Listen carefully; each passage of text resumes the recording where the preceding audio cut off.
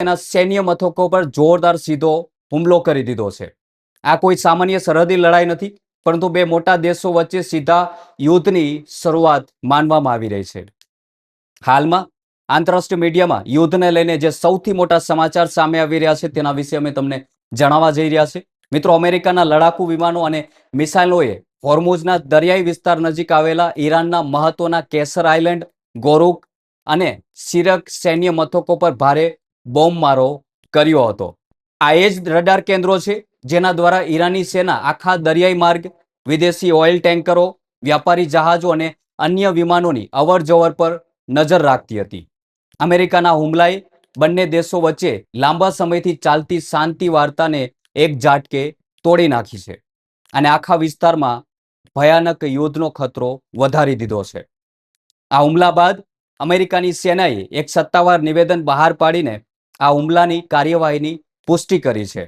અમેરિકાએ પોતાનો બચાવ કરતા જણાવ્યું છે કે તેઓએ આ કાર્યવાહી પોતાના સુરક્ષા માટે કરી છે.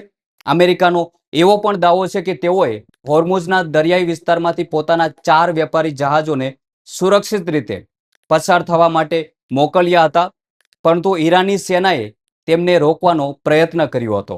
એટલું જ નહીં, અમેરિકાએ એવો પણ આરોપ લગાવ્યો છે કે ઈરાન તરફથી તે જહાજો પર સૈન્ય ડ્રોન છોડવામાં આવ્યા હતા. અમેરિકાએ આ ડ્રોનને હવામાં જ નષ્ટ કર્યા હતા અને ત્યારબાદ જવાબી કાર્યવાહી તરીકે ઈરાનના રડાર કેન્દ્રો અને ખર્ગ આઇલેન્ડ પર જોરદાર હુમલો કર્યો હતો.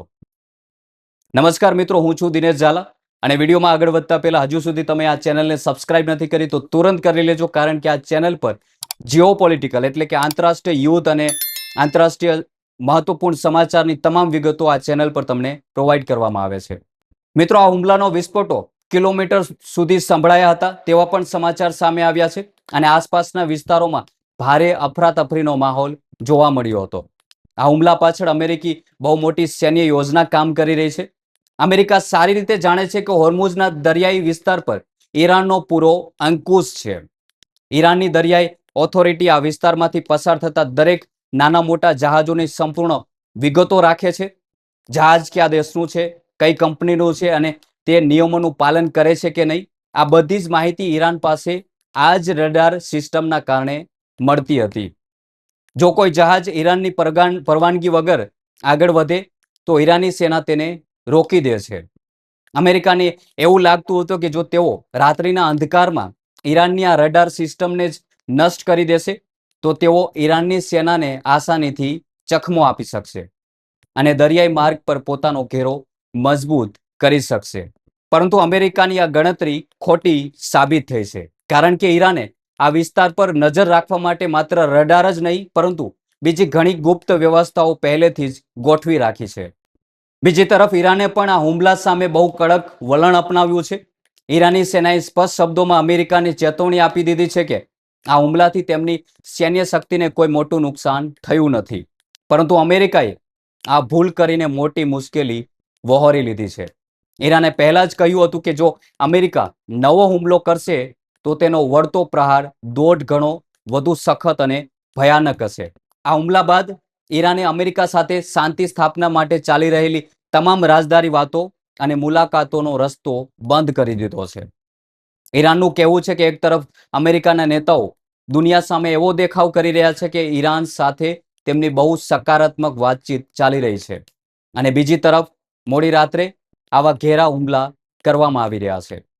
અમેરિકાના બેવડા વલણના કારણે હવે ટેબલ પર બેસીને સમાધાન કરવાની તમામ આશાઓ પૂરી થઈ ગઈ છે અને હવે આ વિવાદનો અંત માત્ર યુદ્ધના મેદાનમાં જ નક્કી થશે તેવું સ્પષ્ટ દેખાઈ રહ્યું છે. અમેરિકાના લશ્કરી હુમલા બાદ ઈરાનની સેનાએ પણ બહુ મોટો અને પ્રચંડ જવાબી પ્રહાર કર્યો છે. ઈરાને પહેલા જ ચેતવણી આપી હતી કે જો તેમના પર કોઈ નવો હુમલો થશે તો તેનો જવાબ 1.5 ગણો અને વધુ સખત હશે. આ જ જાહેરાત મુજબ ઈરાને કુવેત અને બહેરીનમાં આવેલા અમેરિકાના સૈન્ય મથકો પર એકસાથે અનેક બેલિસ્ટિક મિસાઇલો અને ડ્રોન વડે તીવ્ર હુમલા કર્યા હોવાના સમાચાર આંતરરાષ્ટ્રીય મીડિયામાં સામે આવ્યા છે. કુવેતની સેનાએ પણ એક સત્તાવાર નિવેદન બહાર પાડીને આ હુમલાની પુષ્ટિ કરી છે. તેઓએ જણાવ્યું છે કે મોડી રાત્રે દેશના કેટલાક ભાગોમાં જે ભયાનક ધડાકા સંભળાયા હતા તે ઈરાનની મિસાઇલોને હવામાં જ નષ્ટ કરવા માટે સક્રિય થયેલી એક એર ડિફેન્સ સિસ્ટમની કાર્યવાહીના અવાજો હતા. આ જવાબી હુમલા બાદ ઈરાને અમેરિકાને વધુ એક મોટો આંચકો આપતા સ્પષ્ટ કહ્યું છે કે હવે કોઈ પણ સ્તરે કે કોઈ પણ કિંમતે અમેરિકા સાથે કોઈ રાજદારી વાતચીત થઈ શકશે નહીં. ઈરાને અમેરિકા સાથે સંવાદના તમામ રસ્તા સત્તાવાર રીતે બંધ કરી દીધા છે, જેના કારણે લાંબા સમયથી ચાલી રહેલી શાંતિ વાર્તા હવે સંપૂર્ણપણે તૂટી ગઈ છે. આ સૈન્ય હુમલા અને વાર્તાલાપ તૂટ્યા પછી હવે ઈરાનના અર્થતંત્ર અને તેમની વ્યૂહરચનાને લઈને અનેક નવો ખુલાસો થયો છે. વાસ્તવમાં અમેરિકા સાથેની આ શાંતિ વાર્તા પહેલેથી જ અટકેલી હતી, કારણ કે અમેરિકા બદલામાં પરમાણુ ક્ષેત્રે મોટી રાહત લીધા વિના ઈરાનના ફ્રીઝ કરાયેલા $24 અબજ મુક્ત કરવા તૈયાર નહોતો. આ આર્થિક દબાણ વચ્ચે આંતરરાષ્ટ્રીય મીડિયામાં એવો પણ દાવો કરવામાં આવી રહ્યો છે કે ઈરાન પોતાના સમૃદ્ધ યુરેનિયમનો કેટલોક હિસ્સો કોઈ ત્રીજા દેશમાં મોકલવા માટે સહમત થઈ ગયું છે.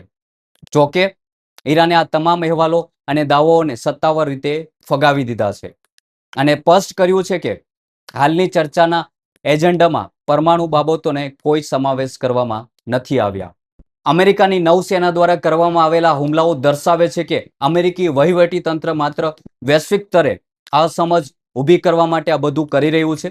અમેરિકા ઈચ્છે છે કે કોઈ પણ સંજોગે અને કોઈ પણ રીતે ઈરાન દબાણ સામે ઝૂકી જાય અથવા તો નાના લશ્કરી હુમલાઓ કરીને ઈરાન પોતે જ આ સંઘર્ષમાંથી બહાર નીકળવાનો રસ્તો શોધી લે. પરંતુ ઈરાનના કડક વલણ અને મિસાઇલ હુમલાના જવાબી પ્રહારે અમેરિકાની આ યોજનાનો અસફળ અને નિષ્ફળ બનાવી દીધી છે. હવે જ્યારે વાતચીતના તમામ રસ્તાઓ સત્તાવાર રીતે બંધ થઈ ચૂક્યા છે, ત્યારે આગામી સમયમાં પૂર્વ મધ્યના દેશોમાં સૈન્ય તણાવ વધુ વર્ણી શકે છે. આ આખા સૈન્ય સંકટ અને અમેરિકાની આ નીતિ પર તમારું શું કહેવું છે? કમેન્ટના માધ્યમથી જરૂર જણાવજો. અને ફરી એકવાર યાદ કરાવી દઈએ, હજુ સુધી ચેનલને સબસ્ક્રાઇબ નથી કરી તો સબસ્ક્રાઇબ કરી લેજો. સાથે જ બેલ આઇકન પર ક્લિક કરી ઓલ નોટિફિકેશન ઓન જરૂર કરી દેજો, જેથી નવા વિડીયોની નોટિફિકેશન તમને મળતી રહે. જય હિન્દ.